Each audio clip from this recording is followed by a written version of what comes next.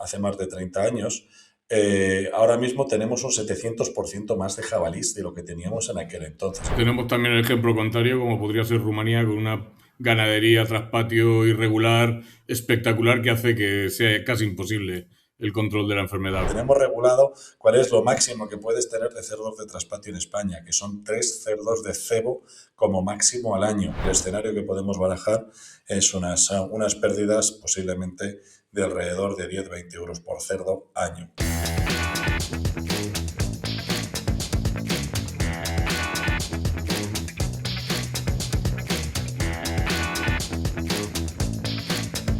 Hola, soy Guillermo Ramis y voy a ser vuestro anfitrión de este nuevo episodio de Porcicast, donde desafortunadamente tenemos que seguir hablando de peste porcina africana porque sigue siendo actualidad.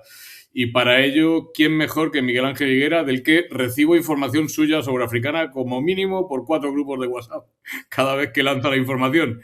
Así que lo primero que te voy a pedir, Miguel Ángel, lo primero que voy a hacer es agradecerte que compartas con nosotros lo más valioso que tienes, que es tu tiempo, y lo segundo más valioso, que es tu conocimiento. Y por si en este universo hubiera alguien que no te conoce, por favor, preséntate, dinos cuál es tu formación, cuál ha sido tu carrera profesional y a qué te dedicas ahora exactamente. Bueno, pues lo primero, ya sabes que para mí es un placer participar en estos episodios de Porcicast, porque yo creo que aparte del trabajo, la información, la comunicación es clave, así que agradeceros a vosotros contar una vez conmigo. Me presento, Miguel Ángel Higuera, veterinario por la Universidad Complutense de Madrid, proveniente de una familia ganadera de un pequeño pueblo de Segovia, que se llama Cantimpalos, por cierto. Bueno, especializado en el sector porcino y después de algunos años trabajando a nivel de campo de veterinaria, pues desde el 2011 llevo en la Asociación Nacional de Productores de Ganado Porcino como director, con lo cual todos los aspectos que tengan que ver con este fantástico y fabuloso sector, pues los trabajamos directamente en la asociación. Y bueno, y como el tiempo a veces se puede estirar un poquitito si se esfuerza, pues también soy colaborador de la Universidad Alfonso X el Sabio, intentando explicar un poquitito a los alumnos qué es este sector porcino. Sí, porque si no lo contamos nosotros, lo van a contar otros y lo van a contar mal, no te olvides. Así que te agradezco muchísimo ese esfuerzo de comunicar a los futuros profesionales de qué va esto y cómo podemos manejarlo. Pues vamos a meternos en materia, Miguel Ángel, vamos a hablar de africana. Vamos a hacer pues una descripción de cuál es el escenario global ahora mismo de la africana en términos sanitarios y qué nivel real de riesgo crees que hay para los países que están libres de la enfermedad actualmente. Pues mira, ahora mismo el escenario que tenemos es que estamos entre una enfermedad con un carácter global absolutamente, es decir, la tenemos prácticamente en todos los continentes, aunque a nivel americano solo está dentro de la isla española, con lo cual todavía digamos que el continente está a salvo, pero por la parte de lo demás está claro que Europa, África, Asia lo tenemos y es una enfermedad en total expansión, ¿no? No estamos viendo a nivel global en la que el freno o empezar a retrasar o poder frenar la enfermedad se vaya produciendo, con lo cual el riesgo es uno de los riesgos vivientes que tenemos ahora mismo y sobre todo una enfermedad que, aunque me gusta remarcar esto, la difusión es lenta porque todo el mundo siempre dice peste porcina africana, una enfermedad altamente contagiosa, es contagiosa obviamente, pero la difusión es lenta. Si fuera rápida nos habría solucionado muchos problemas y no tendríamos ya ningún jabalí por ningún lado. Pero eso es lo que nos estamos encontrando y ahora pues obviamente partiéndonos del escenario de que nosotros a nivel de España pues intentábamos desde hace tiempo poner todas las medidas oportunas para que no entre y creo que se ha hecho un esfuerzo muy grande y por mucho esfuerzo que hagas pues el resultado que nosotros estamos teniendo es claro y evidente y desafortunadamente desde hace 100 días casi como quien dice la cosa somos positivos a peste porcina africana. Sí, joder, son solo 100 días, pero parecen 100 años, ¿eh? Le hemos dado mucha intensidad a este debate en España.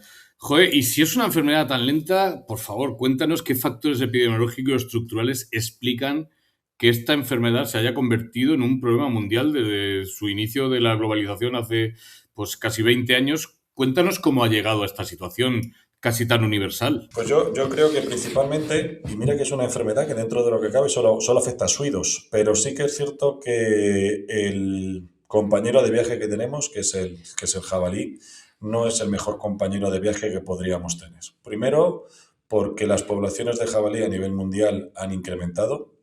Cuando estamos hablando en España, y esto es una reflexión de cuando se fue capaz de erradicar la peste porcina africana hace más de 30 años, ahora mismo tenemos un 700% más de jabalís de lo que teníamos en aquel entonces. Es decir, el impacto es simplemente para tener ese pequeño ejemplo de lo que nosotros podamos tener. Entonces, tenemos un animal que si no fuera por el daño que nos hace, yo le clasificaría como maravilloso, porque está hecho para sobrevivir en el medio, para atacar, para comer, para todo. Es decir, tenemos un compañero de viaje muy fuerte, que encima hay algunos casos, y cuando la peste porcina africana se va volviendo más endémica en determinados países, empiezan a sobrevivir los jabalíes, con lo cual encima tenemos ese compañero de viaje. Tenemos una vinculación muy fuerte con el jabalí en determinadas zonas, y está claro que la posibilidad de infección a nivel de las granjas y sobre todo en determinados países depende mucho de los niveles de protección que tengamos y de la estructura del sector. Me estoy refiriendo sin duda alguna a la bioseguridad y a la separación que tenemos entre el cerdo doméstico y el jabalí, donde se ha visto claramente que el nexo de conexión directamente entre el jabalí y el cerdo doméstico es el cerdo de traspatio, como ese nexo que nosotros hemos identificado. Y obviamente el grandísimo reto que tenemos y que se está trabajando es que es una enfermedad que no tiene vacuna, con lo cual las probabilidades que tenemos de aplicar una vacuna preventiva para intentar evitar la expansión de la enfermedad a día de hoy son ningunas. Y entonces todo eso nos juntamos con una situación en la que, y por mucho que nosotros digamos que hay que ponerse a la misma velocidad de un virus lento, vamos siempre detrás de este virus. Y mira que es difícil de decirlo, ¿eh? Es un virus lento y nosotros no somos capaces de ponernos a la misma velocidad que tiene él. Entonces eso es lo que está haciendo que en todos los países donde se está demostrando y donde se está detectando el virus de la peste porcina africana sea francamente complicado poderlo erradicar. Tenemos ejemplos positivos y son en los que hay que mirarse, ¿eh? Tenemos el ejemplo de Bélgica, tenemos el primer salto en República Checa, tenemos el salto en Suecia, donde en momentos puntuales donde se identifica dónde ha entrado el virus, han sido capaces de controlarlo, pero cuando ya la enfermedad empieza en la fase expansiva, desafortunadamente la experiencia que hay en los países que se han hecho positivos es que pasamos a un escenario endémico con demasiada facilidad. Y tenemos también el ejemplo contrario, como podría ser Rumanía, con una ganadería tras patio irregular, espectacular, que hace que sea casi imposible el control de la enfermedad, ¿verdad? Efectivamente, ahí, como hemos dicho, hay determinados países críticos donde los sistemas de producción, pues efectivamente no van a ayudar a la parada de la dispersión de la peste porcina africana. El ejemplo sí que es cierto que Rumanía. Rumanía, para aquellos que no lo conozcan, tiene una tradición muy potente a nivel de matanzas domiciliarias cerdo de traspatio. Prácticamente se contempla que el 50% de la carne de porcino consumida en Rumanía procede de un sistema de producción de traspatio. Producción de traspatio, cuando lo miramos desde la perspectiva de España, pues es diferente a otros países. Tenemos la suerte nosotros de tenerlo regulado. Nos gustan las leyes en España, ¿eh? Pero esto es importante, esto es importante, esto es importante. Tenemos regulado cuál es lo máximo que puedes tener de cerdos de traspatio en España, que son 3 cerdos de cebo como máximo al año, ¿vale? Eso es lo único que podemos tener. Esta semana precisamente he tenido una reunión con los colegas rumanos que han venido a visitarnos y se quejaban de que ellos contemplan que hay opciones de cerdos de traspatio en granjas de hasta 100 animales. Repito, 100 animales lo consideran cerdo de traspatio. La comercialización y la puesta en circulación de esos animales con una bioseguridad nula es un altísimo riesgo, no solo para los rumanos, sino obviamente para el resto del mundo y el resto de Europa, claro. Ceba es una compañía global de salud animal. Nuestra misión es proporcionar soluciones de salud innovadoras, garantizando el más alto nivel de cuidado y bienestar. Estamos comprometidos con preservar el delicado equilibrio entre los animales, los humanos y el medio ambiente, contribuyendo positivamente al futuro de nuestro planeta. Definitivamente sí. Oye, ya le hemos dado muchas vueltas, pero joder, vamos a darle una vez más una vuelta a por qué tenemos esa hiperpoblación de jabalíes tan brutal en el continente europeo ahora mismo. Pues mira, uno de los aspectos claves, primero, es por el incremento de hectáreas de hábitat del jabalí. Que esto es una de las cosas primeros que a la gente le choca y sobre todo precisamente a lo mejor incluso en España, que consideramos que tenemos un problema con el cambio climático y la desertización, prácticamente en los últimos 20-30 años ha incrementado la masa forestal de un hábitat adecuado para el jabalí prácticamente en un 20 o un 30%, con lo cual tenemos más sitio para ellos. Curioso como mínimo. Tenemos más sitio para ellos. Segundo, la agricultura ha mejorado y ha avanzado. Tenemos muchos cultivos que permiten al jabalí tener comida disponible durante todas las épocas del año, ¿vale? Con lo cual tenemos un jabalí bien alimentado. Tercero, el único depredador artificial que tiene en muchos de los países es el ser humano vía caza. La caza, desafortunadamente, por determinadas circunstancias, falta de relevo generacional, estigmatización social, se está reduciendo, con lo que ese control normal y normalizado de las poblaciones vía caza no se está produciendo.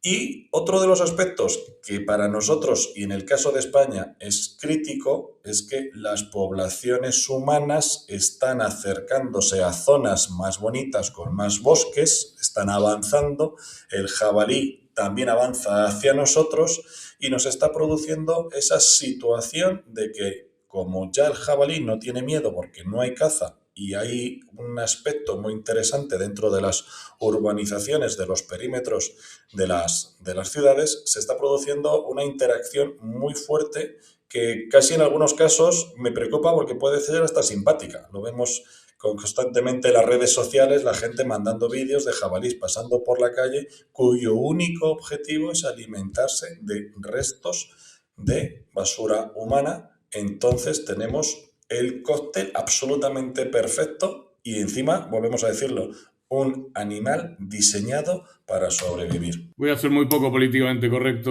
Miguel Ángel, pero me sorprende mucho cómo el ser humano puede ser tan soberbio de esas personas que creen que si no alimentan a esos animales silvestres, que como dices tú son máquinas de sobrevivir, no pueden sobrevivir. Que no le tiene usted que dar a los jabalíes de comer, que ya se lo buscan ellos por su cuenta y están muy bien alimentados. No los alimente más, que se reproducirán más. Es un mensaje que tenemos que hacer calar en la población, ¿eh? No ha llegado de ninguna de las maneras. Perdona que te dé otra lectura de ese mensaje, porque lo que acabas de decir es absolutamente correcto y es lo que nosotros vemos desde el punto de vista técnico. No alimentes al jabalí porque vamos a tener más. Eso a la población le da igual. Además, casi lo ve como gracioso. Pues entonces lo tengo que hacer. No alimentes al jabalí porque por tu culpa se va a morir. Tú le vas a envenenar.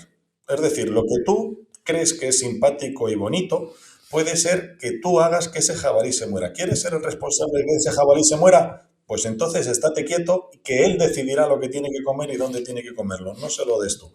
Y ese mensaje cala más, porque la sociedad estas cosas las tiene una perspectiva totalmente diferente a la nuestra. Y hay que pensar un poquito con esa sociedad que tenemos urbanizada, donde cualquier animalito es simpático y bonito, pese a que tenga unos colmillos así y te pueda morder. Pero la gente cree que es simpático. Y esté dispuesto a abrirte en canal. Y lo puede hacer, no es que solo esté dispuesto, es que además lo puede hacer, te puede abrir, pero la gente considera que es simpático, que una jabalina con 5 o 6 rayones es un animal simpático al que hay que acercarse. La gente debería de ver lo que es capaz de hacer un jabalí con un perro de caza, y lo mismo cambia un poco su perspectiva. Bueno, vamos a ver si somos capaces de controlar esto. ¿Cuáles son las medidas que tú consideras que se demuestran eficaces para la contención y el control de la africana?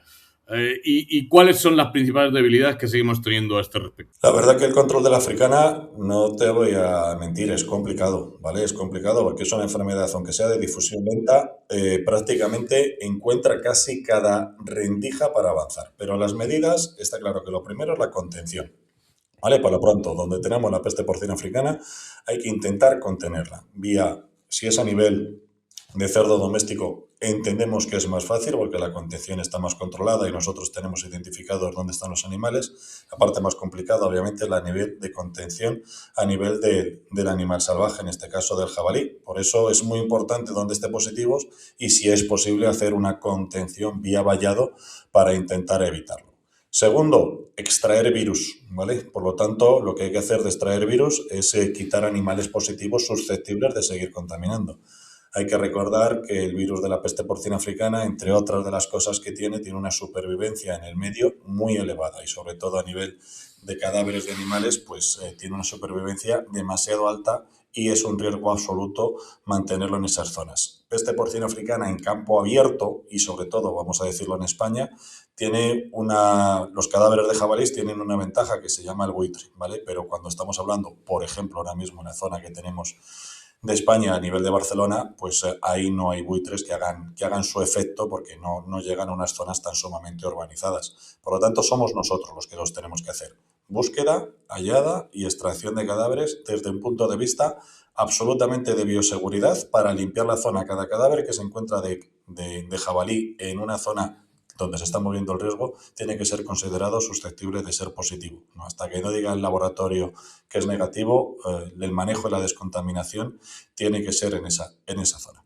Y lo siguiente, obviamente, es que si ya hemos quitado los cadáveres, hay que quitar la población susceptible de estar infectada. Entonces, lo que hay que hacer es un control poblacional de jabalís muy fuerte y muy potente, ¿vale? Entonces, esos 3 pasos son los que consideran absolutamente claves. Yo añado un paso más, por ser, obviamente, de la Asociación de Ganaderos de Porcino, es reforzar absolutamente la bioseguridad en las granjas para evitar que se dé el salto entre el jabalí y el cerdo doméstico, donde obviamente las circunstancias ya cambiarían mucho más. Por lo tanto, ese pilar específicamente, que es evitar que entren en las granjas, creo que tenemos un 99% de responsabilidad a nivel profesional nosotros de intentar que eso no pase. De la parte del control poblacional y control de los jabalíes, pues eso no depende tanto directamente nuestro como de las autoridades competentes. Sí, porque conviene recordar en este punto, por si alguien no supiera, que en España no ha habido ni un solo caso en cerdo blanco. Todos los casos que se han detectado han sido en jabalí silvestre. Oye, hablamos también mucho de regionalización, pero por si alguien estuviera despistado en este momento, Miguel Ángel, y no supiera lo que es la regionalización, explícanos qué es y explícanos cómo afecta tanto a las granjas que están ubicadas en las zonas de riesgo acotadas como en las que están fuera de esa zona. Pues eso es bastante importante porque es clave, sobre todo para nosotros como un país exportador y sobre todo desde el punto de vista de la credibilidad. La regionalización, al fin y al cabo, son las medidas que entre todos los países nos hemos considerado para que tengamos claro a nivel internacional qué consideramos zona de riesgo susceptible de tener una enfermedad, en este caso peste porcina africana, pero las medidas son obviamente para todas las enfermedades, las tradicionales que llamamos de la lista A, y diferenciarlas perfectamente de cuál es la zona libre de enfermedad, con lo cual nosotros podríamos garantizar y deberíamos poder garantizar la apertura del mercado de la zona sin enfermedad a la zona con enfermedad. Vale, eso a grosso modo. Ahora, ¿cómo se va a determinar cuál es la zona en la que podríamos tener susceptibilidad de enfermedad? Pues declarando primero el epicentro de la enfermedad, cuanto antes mejor. Vamos ya a nuestro caso específicamente. El epicentro es, en este caso, Bellaterra, donde tenemos el campus universitario de Barcelona. A partir de ahí se hacen los radios a priori. Vamos a hacer la fase 1 de la regionalización. Se prepara el radio de protección y el radio de vigilancia. En condiciones normales para la peste porcina africana son de 3 y de 10 kilómetros respectivamente. En España los hemos doblado, ¿vale? Porque dentro del acuerdo de regionalización tenemos un sobreacuerdo comercial, ¿vale? Entonces, el acuerdo que voy a referirme ahora es un acuerdo comercial, no es un acuerdo sanitario, con China. Para poder mantener la exportación a China, uno de los requisitos solicitados es doblar los radios que tenemos acordados dentro de la OMSA, de la Organización Mundial de la Salud Animal, y por ende también de la normativa europea. Entonces nosotros tenemos esos 2 radios. En esos 2 radios tenemos una parte importante que va a afectar a las granjas. Esas granjas, como bien has dicho, a día de hoy en España son totalmente negativas y además muestreadas semanalmente por vigilancia activa y pasiva, es decir, que se va en las 2 formas para garantizar que ese salto nos está dando. Esas granjas, en esta primera fase, número 1, esas granjas sí que pueden sacar animales solo y exclusivamente para sacrificio. Esos animales quedan marcados de zona positiva, de zona regionalizada, pese a ser animales negativos, y la comercialización y consumo de los productos cárnicos de esos animales solo y exclusivamente se restringen al mercado nacional, es decir, no pueden ir ni siquiera al mercado de la Unión Europea. cual eso ya permite unas garantías desde el punto de vista sanitario al resto de los países para garantizar que todos los productos que estamos exportando, pese a que esas granjas son negativas, pero las excluimos dentro del nivel de la exportación, ¿vale? Eso, paralelamente, ya lo avisamos, ha generado obviamente un problema a nivel de cómo se reubican esos cerdos dentro del mercado nacional, pero eso es interesante luego también de comentar. Pero me voy a la siguiente parte de la regionalización, que es la fase 2. En el momento en el que ya España presenta un plan nacional de erradicación de la peste porcina africana, la Unión Europea ya te reconoce 2 zonas. Entonces pasamos de la zona de protección y de la zona de vigilancia a lo que se llama zona 1 y zona 2 en el caso de España. Empiezo por la zona 2. Zona 2 es la zona en la que nos vamos a encontrar el virus en fauna silvestre. Zona 1, podríamos llamarlo zona de protección, zona sin virus. Hay otros países que tienen zona 3 y es donde no queremos llegar. Zona 3 es peste porcina africana en cerdo doméstico. Nosotros, por lo pronto, solo tenemos zona 1 y zona 2. La zona 1, la de fuera, zona azul, en los mapas de regionalización no tenemos peste porcina africana. Sobre las granjas se tiene un programa específico de vigilancia activa y pasiva con un refuerzo de las medidas de bioseguridad. A partir de que ya tenemos esa zona, esas granjas ya sí que pueden comercializar animales para sacrificio sin tener que estar marcadas las canales y por lo tanto pueden ir también a los destinos de exportación. Y la parte conflictiva que se nos queda es en la zona 2, zona donde hay peste porcina africana en jabalís. Las granjas que estén en esa zona siguen teniendo la dificultad en la parte de la comercialización. Sus productos siguen siendo marcados de zona restringida y la comercialización de sus productos solo y exclusivamente es para el mercado nacional. ¿Con eso qué pretendemos? Pues obviamente establecer cuáles son las medidas y las estructuras para garantizar a nuestros socios comerciales no solo que lo estamos haciendo bien, sino que lo podemos demostrar para que ese comercio pues, siga permeable y podamos seguir manteniendo nuestras relaciones bilaterales con la mayor parte de los países. Desafortunadamente, estas normas europeas y mundiales, que no son solo europeas, no las aceptan todos los países, ¿vale?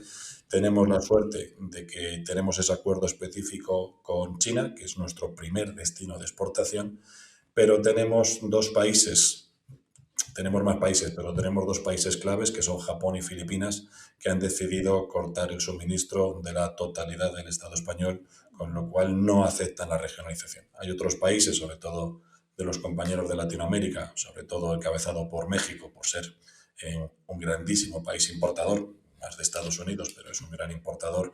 Tenemos Perú, tenemos Ecuador, donde tenemos Colombia o tenemos Venezuela, donde también han cortado toda parte de la comercialización. La cantidad exportada a los países de Latinoamérica es muy baja, sobre todo siempre han sido más productos elaborados que son todavía con menos riesgo en el hipotético caso de que tuviéramos tenido peste porcina africana en cerdo doméstico, pero para nosotros siempre defendemos que para nosotros la aceptación de la regionalización de los países de Latinoamérica no tienen tanto un componente comercial como un componente emocional, es decir, que sean conscientes de cuál es la circunstancia que tenemos, se hagan cargo de que es un tema sanitario, que tenemos dividido perfectamente la producción y ese componente emocional de comprender cuál es la situación, pues debería también ser un acicate para que abrieran el mercado. ¿Te cansaste de quedar afuera de las discusiones sobre nutrición en cerdos? ¿Tenés un asesor nutricional, pero te cuesta entender los resultados de sus decisiones? ¿Entendés que la inversión en alimentación representa entre el 60 y el 75% del costo de producción, pero no estás seguro de estar definiendo bien el programa nutricional para cada escenario? Si la respuesta es sí a cualquiera de las preguntas, te invito a formar parte del programa de formación técnica en manejo y nutrición porcina. Un programa desarrollado para profesionales que buscan dar un salto en su carrera, accediendo a los estudios más relevantes, conectando con otros profesionales y participando en sesiones en vivo con referentes del sector. No te quedes afuera. Regístrate ahora en campusporcino.com y asegúrate tu lugar. Antes de seguir hablando de cómo se modifican los mercados cuando aparece africana en un país exportador como el nuestro, por si alguien ajeno al sector no estuviera entendiendo por qué China nos impone este tipo de normas y restricciones, conviene recordar que es uno de los países que más ha sufrido por culpa de esta enfermedad. Haznos un muy breve resumen de cómo lo han pasado los chinos con la africana y por qué se atreven a imponer restricciones a sus suministradores. Pues lo hemos dicho de lo primero, la peste porcina africana, aunque sea una enfermedad de difusión lenta, una vez que entra es complicada quitársela de encima.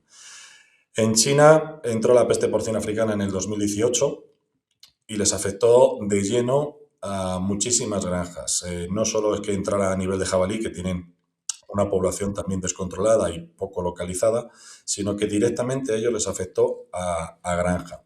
Además, de una forma bastante curiosa, porque la entrada de la enfermedad en su granja fue de forma explosiva, cosa que solo se explica si entrara en vía oral, es decir, es muy difícil que entrara vía animal. La repercusión directa que tuvo en China es que se perdió el 20% de los cerdos, el 40% de los cerdos de la producción de China. Si China es el 50% de los cerdos del mundo, la cuenta es fácil y en tan solo un año y medio se perdió el 20% de los cerdos mundiales por culpa de una enfermedad en un país tan importante para el sector como es China.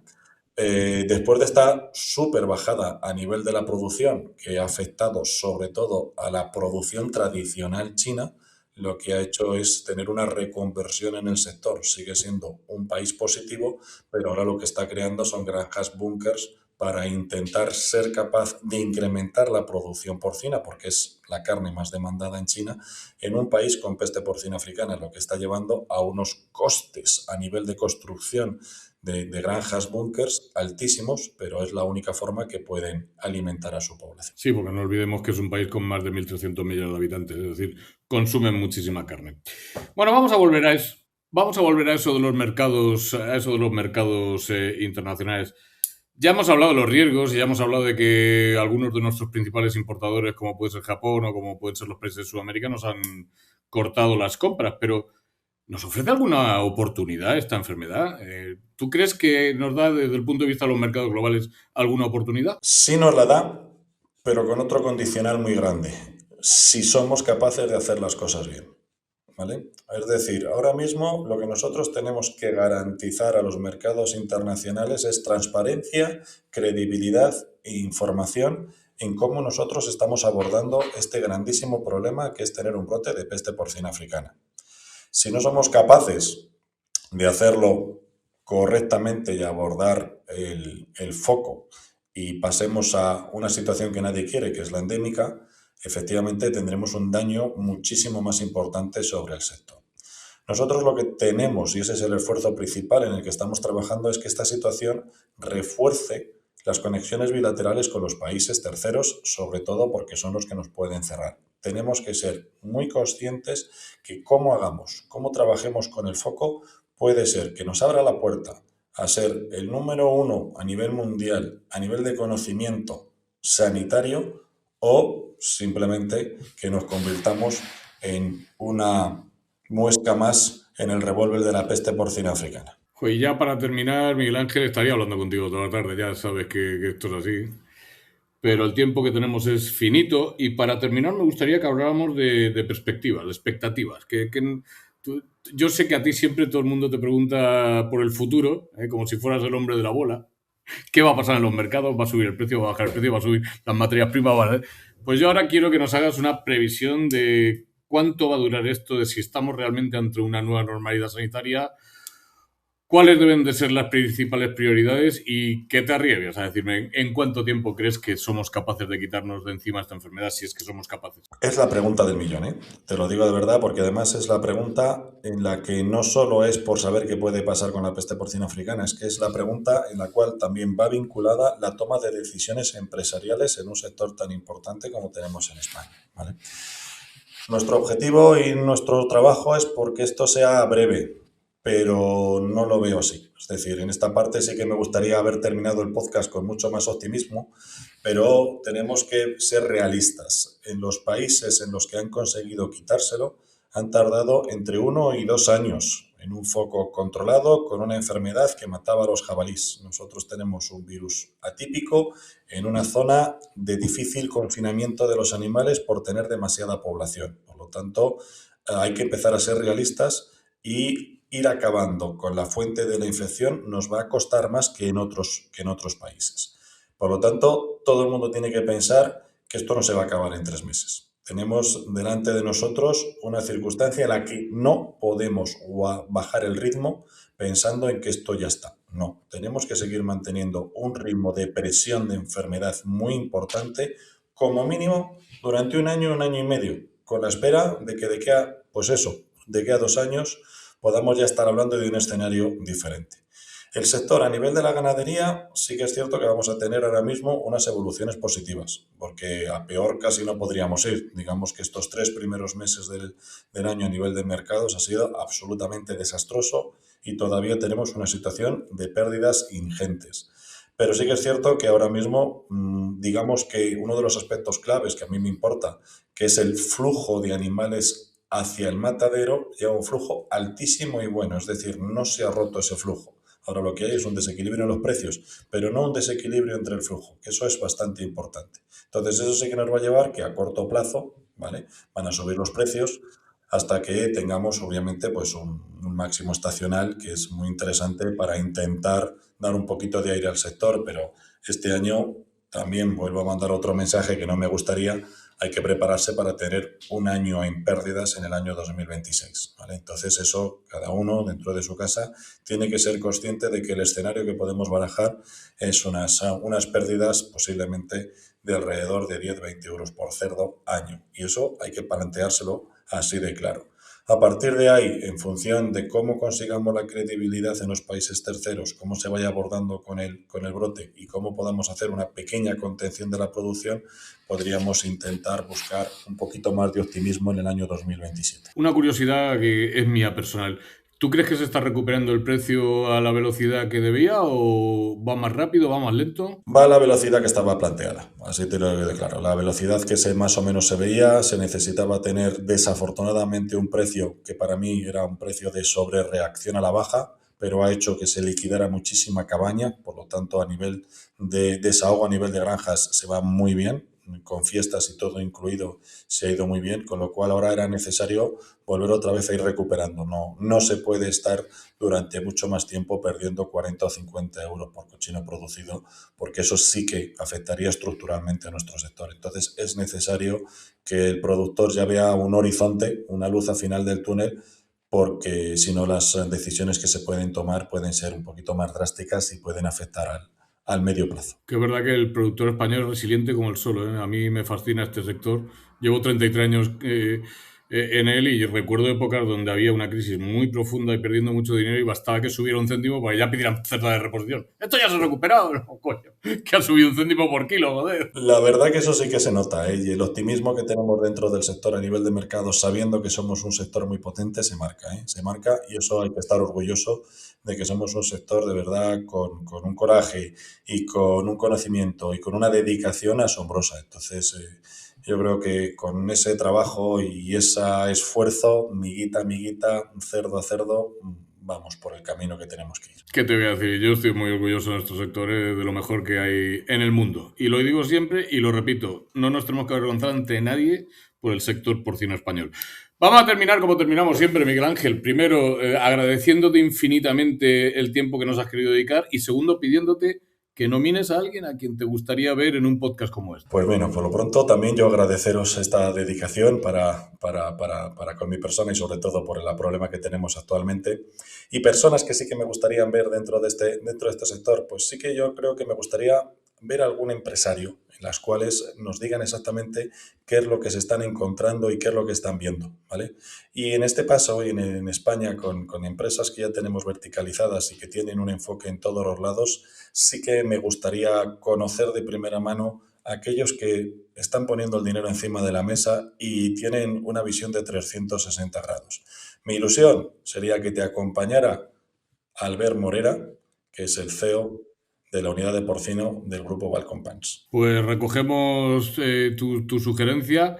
Si no es Albert, trataremos de traer algún empresario, porque como dices, como bien has sugerido, no has llegado a decirlo, pero que son los que pagan la fiesta, que nosotros hablamos del sector, pero los que arriesgan y ponen el dinero son ellos. Sin ellos, tú y yo no existiríamos. Totalmente de acuerdo. Por eso mi comentario hacia ellos, porque mi día a día, nuestro día a día es por y para ellos, y ellos son los que están jugándose el tipo y nosotros somos instrumentos para trabajar para ellos. Te lo agradezco totalmente. Miguel Ángel, como digo siempre, si no lo contamos tú y yo, lo contará otro y lo va a contar, si no mal, peor que tú y yo. Así que muchísimas gracias por haber estado con nosotros y ya sabes que volverás a estar aquí una y otra vez porque nos encanta que nos des información. Muchas gracias, Miguel Ángel. Para mí, como ya lo sabes, Guille, es un absoluto placer y me encanta poder compartir un poquito de tiempo contigo. Un abrazo. Un abrazo fuerte.